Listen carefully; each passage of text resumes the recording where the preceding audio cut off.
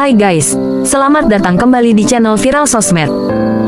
Hari ini kita akan melanjutkan perjalanan kita. Ini adalah video bagian ke-30 dari playlist Seni Melepaskan Beban Batin, Letting Go.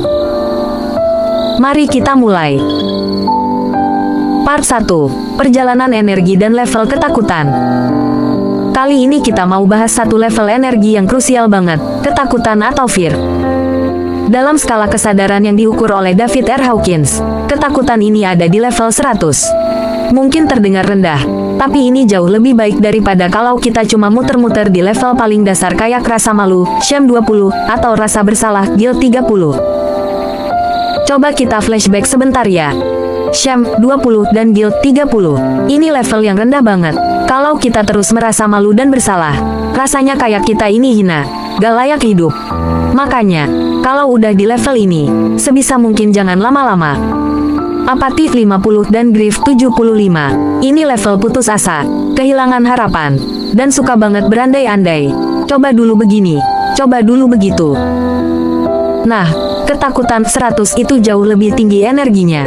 Orang yang hidup dalam ketakutan itu kayak punya radar bahaya yang selalu on. Mereka defensif, cemas, posesif, dan sedikit-sedikit curiga. Kalau kamu punya teman yang cemburuan banget, bisa jadi fear levelnya lagi tinggi bro. Sedikit-sedikit, ada apa nih? Ada apa nih? Seolah-olah bahaya selalu mengintai. Masalahnya, ketakutan ini bukan cuma soal perasaan gelisah, tapi juga dampaknya ke badan kita. Ingat baik-baik, setiap emosi kita itu langsung berkaitan erat dengan sistem imun tubuh kita. Ketakutan, kekhawatiran, dan rasa bersalah yang kronis itu bagaikan racun yang perlahan menekan sistem imun. Makanya, kalau kamu pengen cepat tua, gampang sakit, dan cepat-cepat dikubur, monggo silakan pelihara terus dengki, iri, julid, dan rasa takut 24 jam sehari. Part 2, Menguak Tabir Bayangan Diri, Shadow. Sekarang kita masuk ke topik yang lebih dalam lagi, yaitu bayangan atau shadow dalam psikologi Carl Jung. Salah satu penghambat terbesar dalam perkembangan emosi kita adalah ketakutan pada apa yang tersembunyi di alam bawah sadar kita. Padahal, alam bawah sadar subconscious ini bekerja sampai 95% dari diri kita, sementara yang sadar conscious itu cuma secuil. Jung menyebut sisi diri yang tidak ingin kita lihat dan miliki ini sebagai shadow. Poin pentingnya, kita tidak akan mungkin sembuh atau mengalami pertumbuhan sejati kalau kita belum mau mengakui dan mengenali shadow kita sendiri. Seringkali kita justru memilih untuk memproyeksikan bayangan kita ini ke dunia luar. Kita melihat kejahatan, masalah, dan hal menakutkan itu ada di luar diri kita. Kita sibuk mengutuk dunia, padahal masalah utamanya adalah mengenali bahwa pikiran-pikiran dan impuls-impuls buruk itu ada di dalam diri kita. Ini sesuai dengan hukum proyeksi. Segala sesuatu yang kita lihat di luar diri kita adalah proyeksi dari apa yang ada di dalam. Dunia ini hanyalah layar. Proyektornya ada di kepala dan hati kita. Kalau di dalam kita isinya drama Bollywood, ya jangan harap tontonan di luar jadi film Hollywood. Kalau yang keluar dari mulut kita isinya busuk, itu tandanya di dalamnya sedang kekurangan welas asih dan perlu kasih sayang. Jadi kuncinya apa? Menerima. Begitu kita mau menerima dan mengakui bahwa pikiran-pikiran kotor itu ada, bahwa kita juga punya sisi gelap, maka pikiran dan impuls itu akan menjadi diam. Mereka tidak lagi mengendalikan hidup kita. Coba deh, kalau ada pikiran buruk muncul, jangan langsung ditolak atau ditekan. Karena semakin kamu tolak, semakin dia menguat kayak bom waktu yang siap meledak kapan saja. Cukup akui saja, oke, aku lagi takut, oke, aku lagi sedih, aku terima.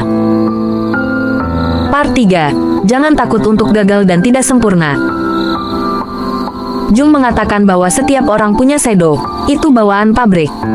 Jadi, tolong jangan pernah mengidolakan siapapun secara berlebihan, apalagi sampai merendahkan orang lain. Kenapa? Karena setiap orang, sehebat apapun dia, pasti punya shadow, dan seburuk apapun orang itu, dia pasti punya wisdom kebijaksanaan. Biasa saja bro. Kita semua punya ketakutan yang sama, yang diam-diam kita sembunyikan. Takut dianggap bodoh, takut jelek, takut tidak layak dicintai, Takut gagal. Kenapa kita selalu sibuk memikirkan opini orang lain? Karena kita takut. Kita ingin persetujuan mereka. Kita ingin selalu fit in. Padahal, seperti kata Sam Harris, kalau kamu hidup 100 tahun tapi kerjamu cuma mikirin opini orang, kamu gak pernah hidup 100 tahun itu untuk dirimu sendiri. Kamu menghamburkan waktu. Ingat, opini orang tentang kita, itu bukan tentang kita. Itu adalah pikiran mereka tentang kita. Santai saja, rileks saja terhadap faktor eksternal. Pikiran bawah sadar itu kasar. Kalau kita lagi marah di jalan, pikiran kita langsung tabrak aja. Telan aja, bukan halus seperti pikiran orang berpendidikan. Nah, disinilah humor menjadi penting. Hawkins menyarankan, miliki selera humor. Begitu kita bisa menertawakan imaji-imaji gila dari bawah sadar kita, kita sadar bahwa itu hanya pikiran primitif, dan kekuatan mereka akan hilang. Part 4. Mengambil kendali penuh dari fear ke love. Faktanya, ketakutan itu sendiri adalah bahaya terbesar yang dihadapi tubuh dan hidup kita. Lalu, kenapa kita masih mempertahankannya? Karena kita punya fantasi bawah sadar bahwa ketakutan itu membuat kita tetap hidup.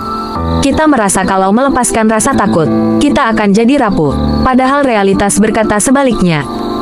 Kita bisa melakukan tindakan perlindungan yang didasarkan pada cinta, bukan rasa takut. Berikut contohnya. Berolahraga, karena kita mengapresiasi kendaraan fisik kita, bukan karena takut sakit. Ibadah, karena kita butuh dan itu bentuk apresiasi, bukan karena takut dosa. Bekerja dengan baik, karena kita peduli dengan kualitas dan penerima layanan, bukan karena takut kehilangan pekerjaan.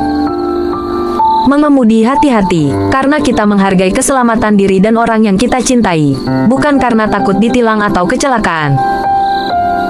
Di level spiritual, berbuat baik itu harus karena welas asih, bukan karena takut hukuman Tuhan.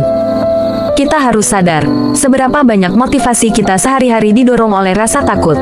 Kalau kita terus dikendalikan oleh ketakutan, kita kehilangan kuasa atas diri kita. Pesan terakhir yang paling penting, jangan pernah berharap cinta, care, atau perhatian dari luar, dari pasangan, anak, atau sahabat. Karena semua itu pasti berujung kekecewaan.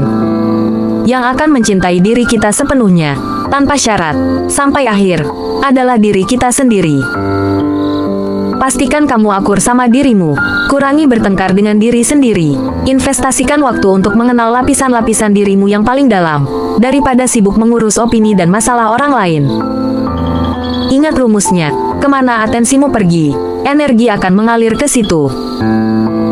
Pilihlah dengan bijak, maukah kamu mengalirkan energimu pada kekhawatiran dan ketakutan, atau pada apresiasi, cinta, dan pertumbuhan diri.